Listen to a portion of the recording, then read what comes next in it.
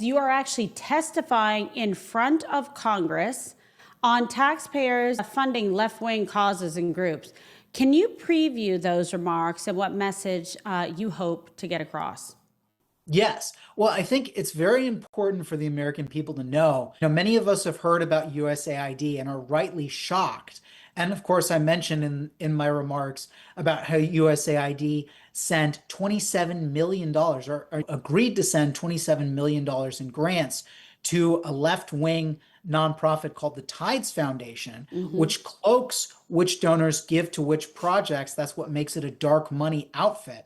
They funded the Southern Poverty Law Center, among many others, and they have an in-house group called Palestine Legal that represents these anti-Israel rioters on college campuses.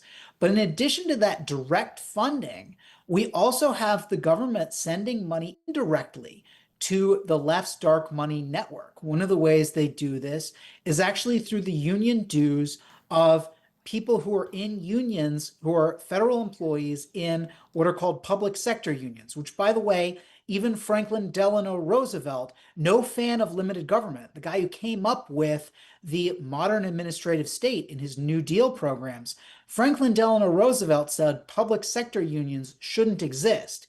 And they only exist because later Democratic presidents said that they were a good idea. I think we should revisit that. But anyway, these public sector unions get money from the taxpayer through the dues, the union dues that these federal employees give to the unions.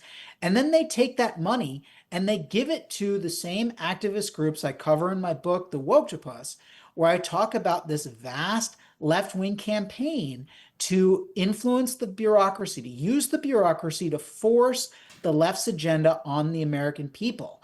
And this process, not only do they take part of the union dues, which again, in the case of bureaucrats, federal bureaucrats, those are your tax dollars that are then given as dues to these unions in the name of the unions representing the employees to get better deals. But really, they're diverted to these woke activist groups. And then finally, you get one more way that the left's dark money network benefits, and that's through taxpayer-funded union time, where you can actually, if you're a federal bureaucrat, you can do work for the union as opposed to the job that you were hired to do for the taxpayer, and still get taxpayer funding for the work you do for the union. And this is a very big scandal, I think, that doesn't get as much attention as it should.